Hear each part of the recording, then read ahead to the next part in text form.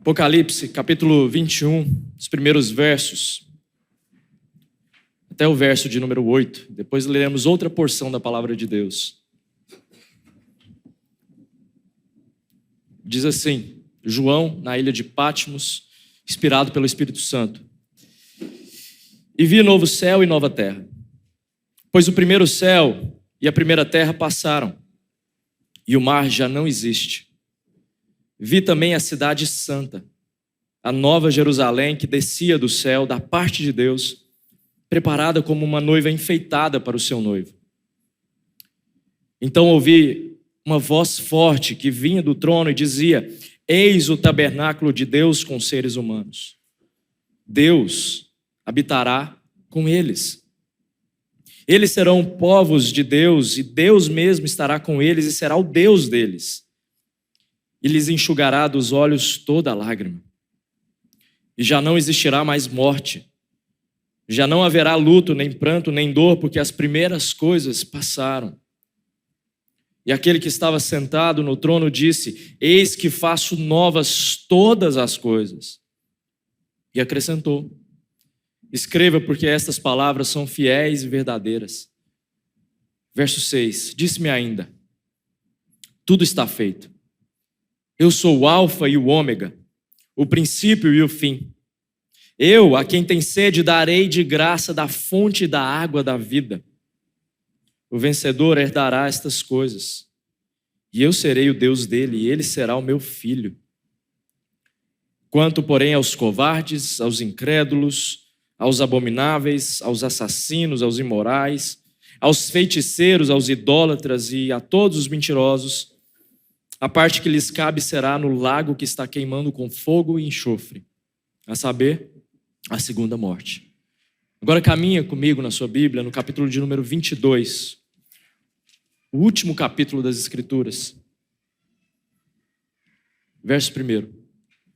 Então o anjo me mostrou o rio da água da vida, brilhante como cristal, que sai do trono de Deus e do Cordeiro. No meio da praça da cidade, e de um e de outro lado do rio, está a árvore da vida que produz 12 frutos, dando o seu fruto de mês em mês. E as folhas da árvore são para a cura dos povos. Nunca mais haverá qualquer maldição. Nela está o trono de Deus e do Cordeiro. Os seus servos o adorarão, contemplarão a sua face e na sua testa terão gravado o nome dele. Então já não haverá noite, e não precisarão de luz de lamparina, nem da luz do sol, porque o Senhor Deus brilhará sobre eles, e reinarão para todo sempre. Então o anjo me disse: Estas palavras são fiéis e verdadeiras. O Senhor, o Deus dos espíritos dos profetas, enviou o seu anjo para mostrar aos seus servos as coisas que em breve devem acontecer. Eis que venho sem demora. Bem-aventurado aquele que guarda as palavras da profecia deste livro. Senhor Deus, Pai, que nós possamos ser iluminados, mente e coração, para recebermos da Tua palavra. Que nosso alvo, intuito, seja glorificar a Ti. E que nesse processo saiamos transformados pelo brilho da Tua glória, exposta na Tua palavra, que transforma, que mexe conosco. Em nome de Jesus nós oramos. Amém. Diante de tantas coisas que nós vemos ao nosso redor, das notícias, das tragédias, aquilo que está acontecendo no Rio Grande do Sul, as guerras que estão explodindo o mundo afora, o preço das coisas quando você vai no supermercado, o amor de muitos que se esfria. Quando nós batemos o olho naquele checklist de Jesus no sermão escatológico em Mateus capítulo 24, que Jesus está falando dos princípios das dores e aquilo que há de vir sobre o mundo que antecede a sua volta, alguma coisa tem que mexer comigo e com você. Alguma questão prioritária do nosso coração deve aparecer ali, quando nós estamos pensando no fim deste tempo presente. Quando nós vislumbramos ou nós oramos, Maranata, ora vem, Senhor Jesus. Quando você, no meio das suas dores e das suas dificuldades, clama a Jesus, pedindo para que Ele volte. De alguma maneira, todas essas questões estão relacionadas à esperança e promessa que nós encontramos nas Escrituras. Nós vamos encontrar uma porção de promessas para a nossa caminhada com Deus nessa noite, a partir do texto que nós lemos em Apocalipse capítulo 21 e 22. Mas o ponto é, será que o nosso coração tem esse clamor?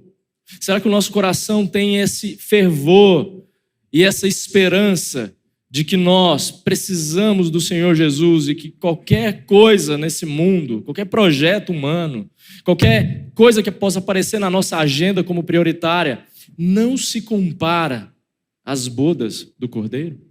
Ao dia do grande banquete que nós prenunciamos na Santa Ceia do Senhor? Ou será que alguma coisa no nosso coração compete, esperando que a gente ainda viva questões nessa vida e isso consome o nosso pensamento, o nosso coração, a nossa devoção? Quando nós olhamos para a maldade que acontece ao nosso redor, qual é a pergunta que você se faz no seu coração? O que aparece que está latente lá dentro? Meu intuito nessa noite é que, através da palavra de Deus, você seja remexido aí dentro do seu coração, da sua alma, das suas questões prioritárias. Espero que você entenda nessa noite, neste sermão, que essas promessas que nós veremos aqui no texto falam sobre uma alegria plena que está prometido a cada um daqueles que temem ao Senhor e professam o seu nome. E eu espero que você leve isso para a sua caminhada de todos os dias com o Deus que você serve. O livro de Apocalipse continua sendo um livro muito temido pela sua linguagem. Temos várias linhas de interpretação, escatologias. Nós temos certas dificuldades em ver os seus símbolos. A doutrina do fim dos tempos, ela não é tão simples de lidar assim.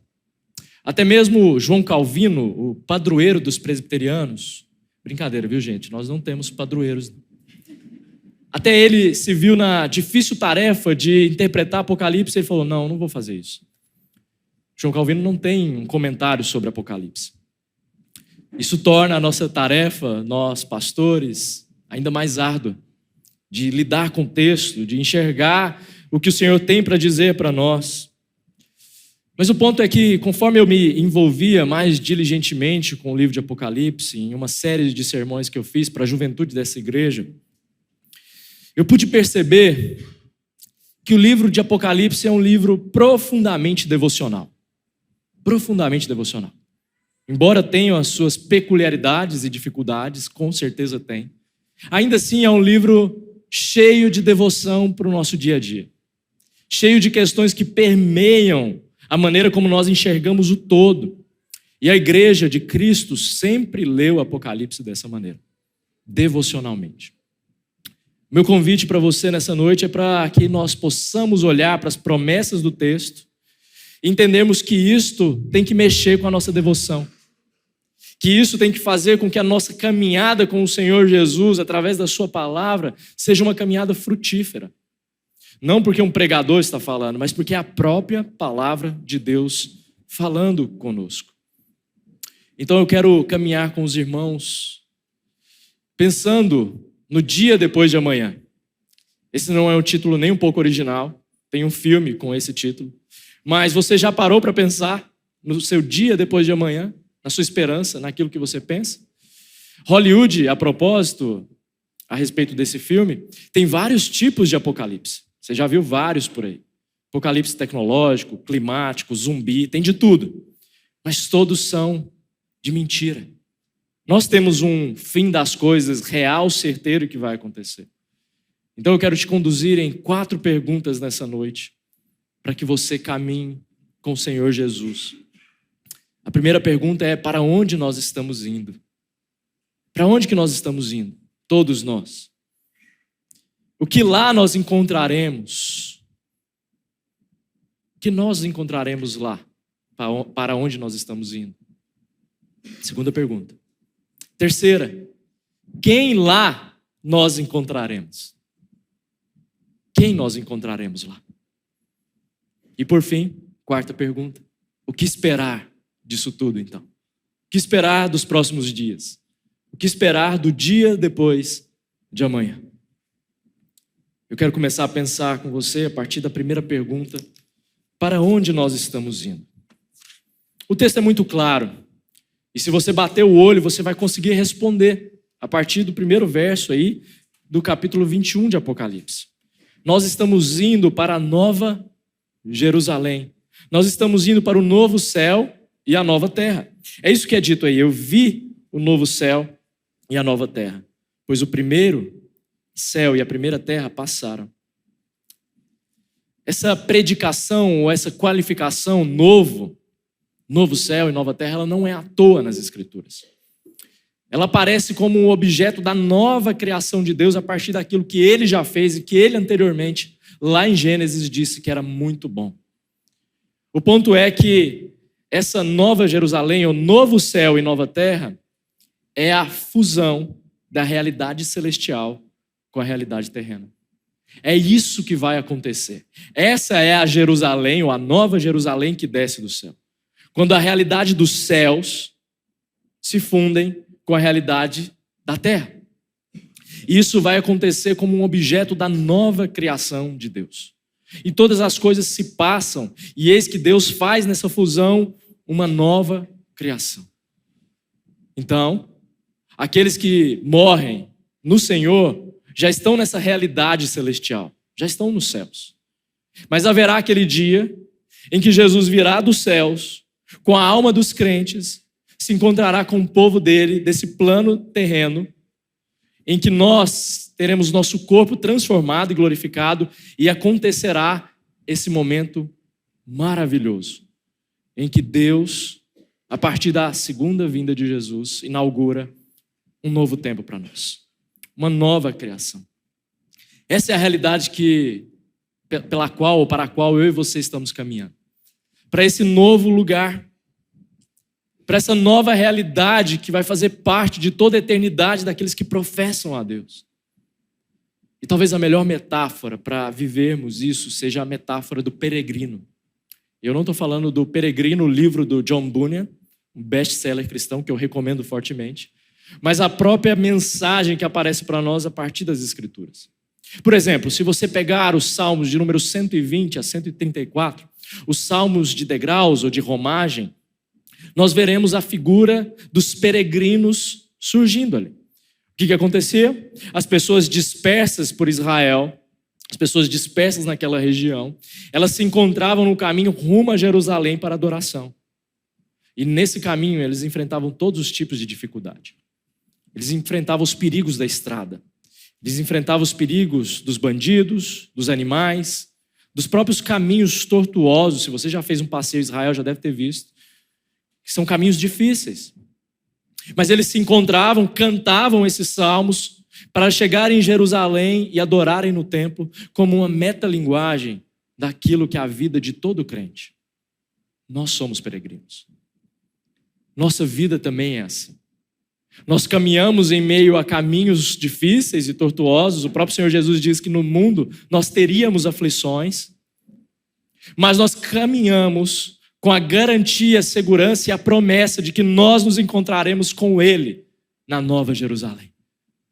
E assim nós conseguimos enfrentar as dificuldades que nos aparecem no caminho. Veja, todos nós somos peregrinos. Todos nós somos chamados para uma vida de abdicação de nós mesmos, de negarmos e tomarmos a nossa cruz com um alvo fixo e muito superior a qualquer coisa que possa aparecer nessa vida. E a promessa é a coroa da vida, da qual nós teremos acesso, e o caminho para Deus Pai, para todos sempre em comunhão, inclusive física. Daqui a pouco eu vou falar disso.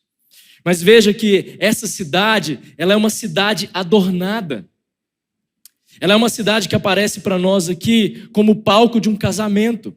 Essa Nova Jerusalém é o melhor lugar de locação para as noivas, não sei se tem noivas aqui. Poderiam pensar, o lugar mais brilhante, mais lindo, mais formoso possível.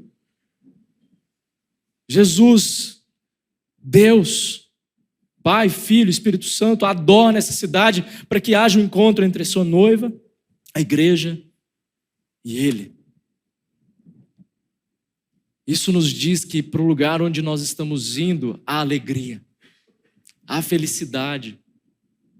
O próprio texto vai continuar nos dizendo aqui, remontando profecias de Ezequiel, de Isaías, capítulo 66, que Jesus vai pegar isso que ele fez e diz que é muito bom, essa terra, e vai fazer algo ainda melhor. De tal modo que nem olhos viram, nem ouvidos ouviram aquilo que Deus tem preparado para aqueles que o amam. Esse é o lugar para o qual eu e você estamos caminhando juntos. Isso é melhor do que qualquer coisa que você possa desejar na vida, meu irmão e minha irmã. Isso é melhor do que a melhor promoção de trabalho que você possa ter. Isso é melhor do que o melhor casamento dos sonhos que você possa ter. Isso é melhor do que a melhor criação de filhos que você possa exercer aqui na terra. Isso é melhor do que absolutamente tudo. Estar com Jesus no lugar santo. Num lugar que, desde o Antigo Testamento, Deus vem preparando a memória do seu povo e a nossa para nos encontrarmos com Ele. Veja como que Deus faz. No Antigo Testamento, Ele estabelece o tabernáculo. E Deus diz lá em Levítico, capítulo 26, que Ele habitaria com o povo e no meio do povo. Deus já estava treinando o povo de Israel e a nós para entendermos que haverá aquele dia em que nenhuma barreira de nenhuma espécie, em especial o pecado que nos faz separação de Deus, existirá, de modo que Deus habitará conosco sem restrições.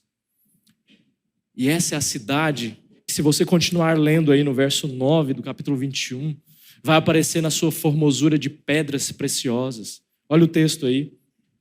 Então veio um dos 7 anjos, verso 9, capítulo 21, que tinham 7 taças cheias dos últimos 7 flagelos, e falou comigo dizendo: venha, vou mostrar-lhe a noiva, a esposa do Cordeiro. E ele me levou no espírito a uma grande e elevada montanha e me mostrou a cidade santa, Jerusalém, que descia do céu da parte de Deus, a qual tem a glória de Deus. O seu brilho era semelhante a uma pedra preciosíssima, como pedra de jaspe cristalina. O ambiente do qual eu e você estamos indo, aonde nós pisarmos o nosso pé, haverá a glória de Deus. A gente não pode dizer isso de qualquer lugar hoje na terra. Não há um lugar mais santo do que outro. Não há uma viagem a Israel que te faça ver mais santidade do que nessa grande Goiânia na qual você vive. O ponto é que naquele dia, sim, aonde você enxergar, aonde você pisar, aonde você tocar, será permeado da glória de Deus. Tal como pedra preciosa, e o texto vai dizer de várias pedras aí, ainda na continuidade do capítulo 21, fazendo referência às vestes do sumo sacerdote, com pedras preciosas, apontando para a glória e a majestade de Deus, como Deus dizendo para nós: para o lugar onde vocês estão indo, para o meu encontro, ou encontro comigo, vocês terão um encontro com a minha glória. E novamente, isso é a melhor coisa do mundo. Não tem nada que valha esse preço aonde nós estamos, vivemos, o que fazemos. Você pode fazer a melhor viagem possível. Você não vai encontrar essa glória. Você vai encontrar essa glória apenas na nova criação, da qual Deus mesmo está se encarregando. E repare que nessa cidade, nessa santa cidade, não há mais santuário. Porque o próprio Deus agora se faz presente em nós. O próprio Deus se faz presente no meio de nós. O próprio Deus habita conosco de maneira irreversível. De maneira que nós não podemos mais nos afastar dele. De maneira que nós podemos enxergá-lo. Esse é o lugar para onde nós estamos indo. E esse é o ambiente que nos diz respeito a como nós estamos indo. Nós estamos indo para esse lugar juntos. Nós estamos indo como uma coleção de peregrinos do Senhor. Um ambiente verdadeiro pelo qual você pode dizer para o seu irmão: vem comigo, pega a minha mão, vamos juntos. Não vai por aí não. Não se aparte. Cuidado com essa parte, essa porção do caminho. Mas vamos juntos para esse lugar glorioso que Deus está preparando para nós. E a segunda pergunta, então, que lá nós encontraremos, meus irmãos? Nós encontraremos um lugar sem maldição. Nós lidamos com vários níveis de maldição, desde que o pecado se fez pecado no mundo. Em Gênesis capítulo 3, você lê a queda da humanidade e você entende que o pecado adentrou no cosmos, adentrou na terra, no solo, na moral, nas personalidades que nós carregamos e portamos em nós, de modo que nós já nascemos pecadores, já nascemos corruptos e já nascemos direcionados à cidade que faz contraposição à cidade de Deus, que é a Babilônia. A cidade onde há aversão a Deus. Por isso lá em Gênesis capítulo 11, Deus faz questão de difundir, de separar as línguas, porque aquele projeto ambicioso do homem era construir uma edificação que se achegasse a Deus com uma mensagem dizendo: nós não precisamos de Deus. Babel. Mas naquele dia Deus está nos tirando, veja isso, para aquele dia Deus está nos tirando desse lugar de maldição e de expulsão do paraíso, do Éden, para lugar de entrada onde não há maldição. Onde toda lágrima vai ser enxugada. Todo choro que você já carregou diante de Deus um dia, toda causa que você já pleiteou com os joelhos dobrados, toda vez que você chegou para Deus dizendo: Senhor, eu não entendo. Todos esses momentos da sua trajetória serão enxugados a partir das suas lágrimas. Será um lugar que não haverá mais dor. Será um lugar que não haverá mais câncer. Nada mais poderá destruir as nossas células, porque elas se tornarão incorruptíveis. Não haverá mais dores emocionais. Não haverá mais depressão, síndrome do pânico. Não haverá mais nada que a gente porte emocionalmente daqueles dias que nos causam tremenda tristeza aqui na terra. Não haverá mais. Porque estaremos num lugar bendito, diz a palavra de Deus. Eis o tabernáculo de Deus, capítulo 21, no verso 3. Com seres humanos, Deus habitará com eles. Eles serão povos de Deus. E ele enxugará dos olhos toda a lágrima. Já não existirá mais morte, nem luto, nem pranto, porque essas coisas passaram. Como Deus promete lá em Isaías, capítulo 64, 65 e 66, tudo se faz novo. Mas não para por aí. No capítulo 22, no verso 3, diz que não haverá mais maldição e haverá cura para os povos. Nós poderemos participar agora da árvore da vida, que outrora o homem não pôde participar. Adão, nosso primeiro representante, não pôde participar, porque pecou contra Deus em desobediência. Mas diz a palavra que de mês em mês essa árvore dá fruto, e ela cura, ela traz sentido e glória e significado da parte do próprio Deus para nós. Isso significa que para o lugar onde nós estamos indo, há uma porção e uma promessa de alegria completamente absoluta. Tem coisa melhor que isso, meu irmão, minha irmã? Pode haver coisa melhor do que isso? Estar com o Senhor num lugar onde não há qualquer espécie de problema? Não tem. Certa vez eu estava caminhando ali pela Castelo Branco, de carro, e eu avistei uma criança que devia ter por volta dos seus 8 a 10 anos, que tinha, aos meus olhos ali, pelo que eu percebi, paralisia cerebral. E eu tive um diálogo honesto com Deus. Eu perguntei: Deus, por quê?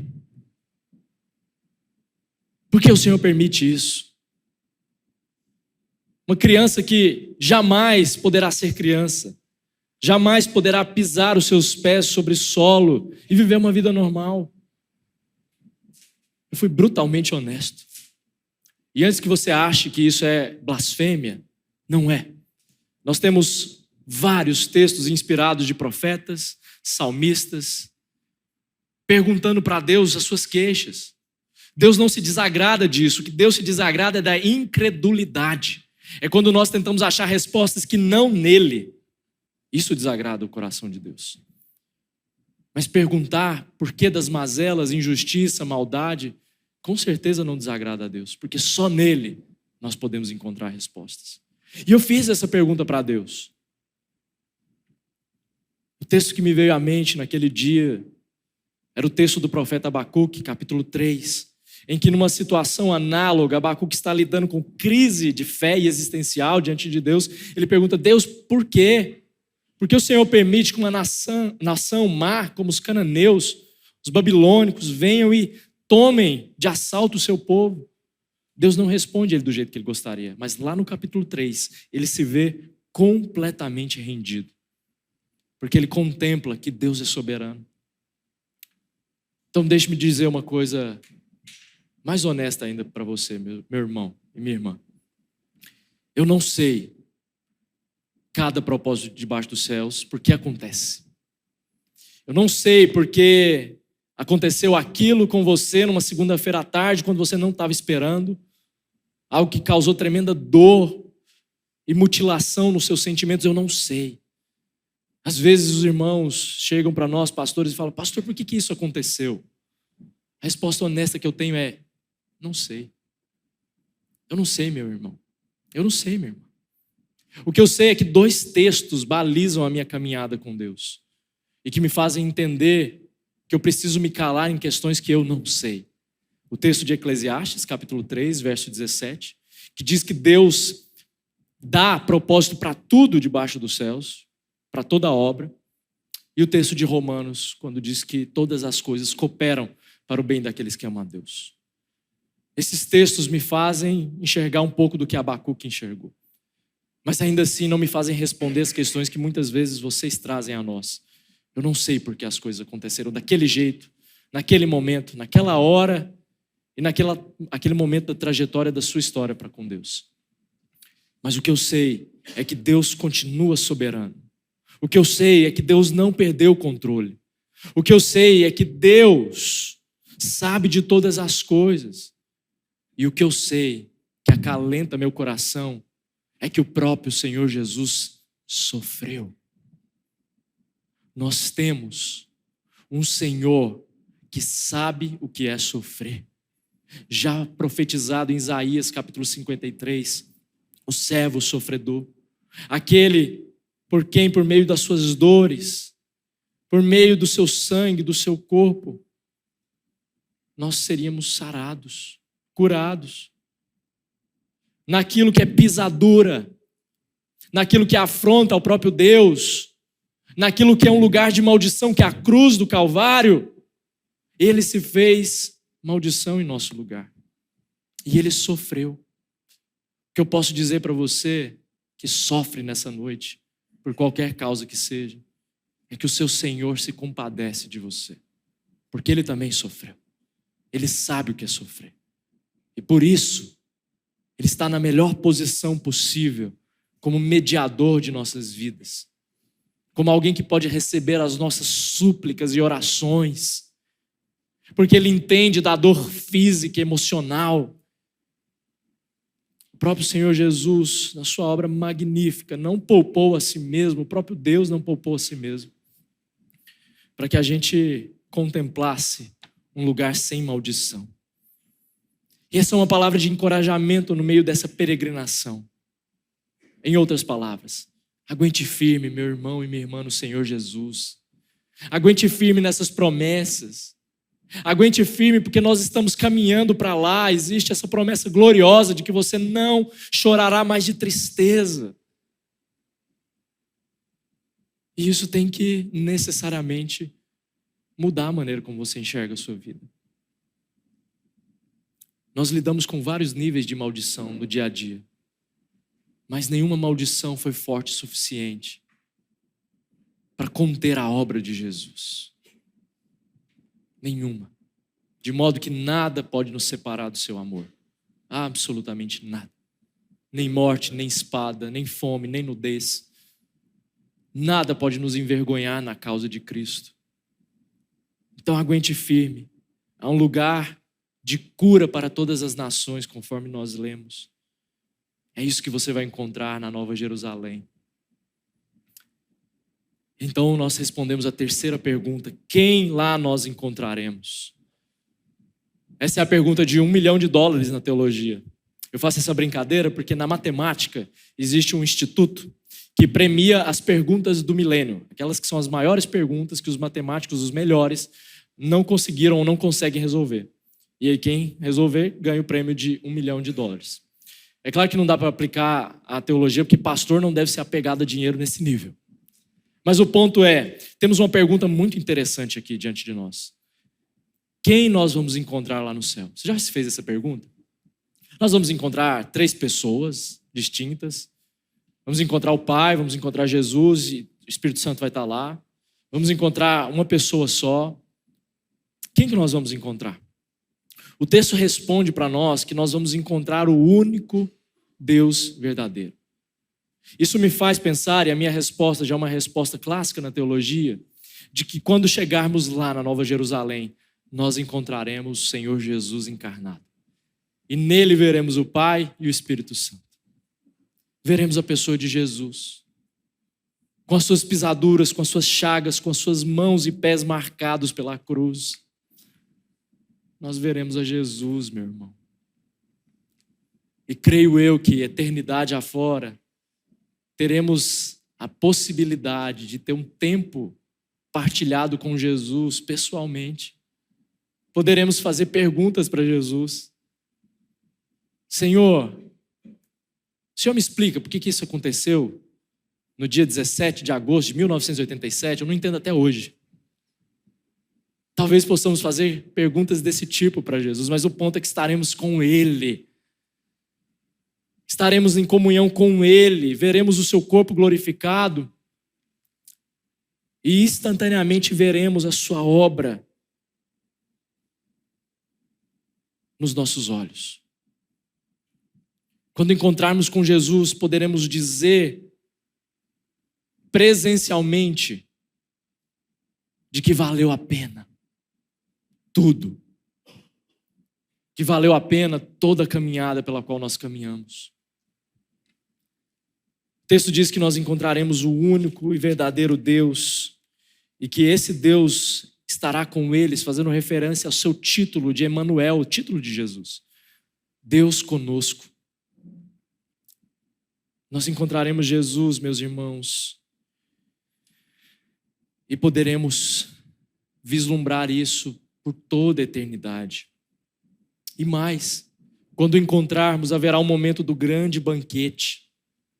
Haverá uma grande ceia que nos dá a segunda parte da resposta. Quem lá nós encontraremos? Nós encontraremos Jesus e o seu povo reunido. Você já pensou em tantos e tantos irmãos e irmãs em Cristo que você tem que sequer você teria oportunidade de conhecer se vivesse toda a história da humanidade? Mas nos céus você vai ter esse povo reunido numa grande mesa, banqueteando na presença de Jesus. Você vai poder ver seus irmãos de todos os povos, línguas, tribos, raças e nações. Você vai poder falar com alguém, com um irmão seu convertido na Índia, por um trabalho de missão, e no pronunciar da sua palavra já não haverá mais confusão de línguas. Você não vai precisar fazer Duolingo, Fisk ou qualquer outra escola de inglês e línguas, idiomas. Porque você não terá mais restrições. Você poderá falar de igual para igual com seus irmãos ao longo das eras. Você vai poder contemplar o povo de Deus nas suas variadas formas. Uns mais baixinhos, outros mais altos. Uns com cabelo, talvez outros sem. Não sei se vai ter transplante não, viu, no céu, meus irmãos. Mas nós teremos todo o povo de Deus reunido. Isso é maravilhoso demais. Tem coisa melhor que isso? Encontrar Jesus e o seu povo reunido? E por fim, ainda nessa pergunta, como você tem se preparado para se encontrar com Jesus?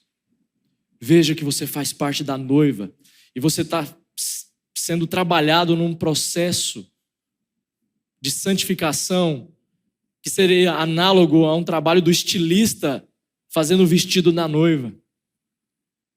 Como que você tem sido trabalhado? Como você tem se portado para encontrar o seu Criador? Como você tem se preparado para se encontrar com Jesus? Quais são as suas vestes? Será que você veste as vestes de justiça que o Senhor Jesus te deu? Ou você tem vestido o velho homem? Você tem insistido no pecado? Você tem insistido em transgredir a lei de Deus? Deixa eu te dizer, talvez você tenha uma baita surpresa se assim é a sua vida. Porque pode ser que chegado naquele dia você grite Senhor, Senhor, e que o Senhor te responde de volta, aparta-te de mim, eu não te conheço. Não sei nem que roupa é essa que você está usando. Faz parte do povo de Deus. Isso é muito sério. Isso é algo que muitas igrejas aí fora não lidam mais, que é com pecado. Dizem de uma graça, e uma graça que é barata, que não leva em conta que precisamos de arrependimento e santificação. Precisamos de transformação e mudança de vida. E quem garante isso é o próprio Senhor nas nossas vidas. Como você tem se preparado para se encontrar com Jesus? E a última pergunta que o texto nos faz perguntar é: o que esperar afinal de contas? O que nós devemos esperar? A igreja sempre leu o Apocalipse com urgência. Sempre. A igreja sempre viu a brevidade dos dias e dos tempos e leu o texto devocionalmente, como eu disse para os irmãos, mas também com urgência. E junto com a urgência, uma outra palavrinha muito importante para nós, como esperança. Eu e você devemos ler o texto com esperança. Porque é isso que vai aparecer para nós aí no capítulo 22, versos 6 e 7. Estas palavras são fiéis e verdadeiras. O Senhor, o Deus dos espíritos dos profetas, enviou o seu anjo para mostrar aos seus servos as coisas que em breve devem acontecer. Eis que venho sem demora. Bem-aventurado aquele que guarda as palavras da profecia deste livro. Embora a igreja lesse o texto com urgência, já se passaram milênios, o apóstolo Pedro nos explica isso. Diz lá em 2 Pedro, capítulo 3, que um dia para Deus é como 1000 anos e 1000 anos como um dia. O ponto é que eu e você devemos ler o texto com essa urgência e com essa esperança de que em breve o nosso Senhor vem. De modo que você viva o seu dia, amanhã, sua segunda-feira, dizendo, talvez hoje eu possa me encontrar com o meu Senhor. O que isso diz para nós, meus irmãos? Diz que a nossa agenda, prioridades e sonhos devem ser todos balizados por essa esperança. Mas pastor, eu não casei ainda. Pastor, eu não fiz a minha viagem para a Europa. Pastor, eu não vi a minha filha casar, eu não vi os meus filhos crescerem.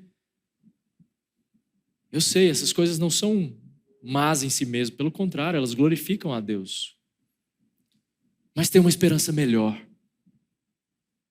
Tem um lugar melhor para onde você está indo do que a viagem que você tanto sonha. Tem um casamento para você muito melhor do que qualquer casamento que possa acontecer aqui na terra. Isso muda a maneira como você evangeliza. Porque você vê o poder dessa mensagem e diz, isso não pode ficar contido comigo. Tenho que transmitir essa palavra. Na escola, na faculdade, no trabalho, em casa, na família. As pessoas precisam conhecer essas promessas naqueles que estão no Senhor Jesus. Porque Ele vem sem demora. Diz o próprio Senhor Jesus que Ele virá como ladrão que vem à noite. Pegará muitos despreparados. Mas nós devemos nos manter como as virgens que guardaram azeite, oliva, para não apagarem as suas lamparinas. Prudentes, vigilantes. Essa é a única maneira correta de se viver, meus irmãos, esperando a volta de Jesus, mais do que qualquer outra coisa nessa vida. Essa é a única maneira correta de se viver. A única. Você não tem outra maneira de viver. A única maneira correta de se viver é esperando que Jesus venha. Nele reside toda a plenitude e alegria que você possa encontrar. Não há satisfação nenhuma nesse mundo que chegue próximo, que chegue aos pés, que arranhe as promessas desse texto para a minha vida e para a sua vida. Isso diz que nós devemos nos devotar a Ele com todo o coração, com tudo que nós temos, com o currículo que Ele nos deu, com a formação que Ele nos deu, com os filhos que Ele nos deu. Essa é a esperança pela qual eu e você vivemos todos os dias da nossa vida. Então veja que nós estamos indo para a Nova Jerusalém. Nós encontraremos um lugar sem maldição. Lá nós encontraremos Jesus e o seu povo. E por fim, a única maneira correta de se viver é esperando a sua volta. Viva assim todos os dias da sua vida. Feche os seus olhos. Pai querido, Deus de amor e graça, a tua palavra é viva e eficaz. E ela fala conosco. Ela diz sobre um momento final da história como nós a conhecemos, em que aqueles que estão no Senhor Jesus, aqueles que professaram de sua boca e viveram por uma fé herdada, contemplarão. Mas diz também daqueles que estão na Babilônia, avessos ao Senhor, imorais, assassinos, corruptos, que esses estarão no pior lugar possível. Nós não queremos estar lá. Nós não queremos que os nossos familiares estejam lá. Nós não queremos que os nossos colegas de trabalho estejam lá.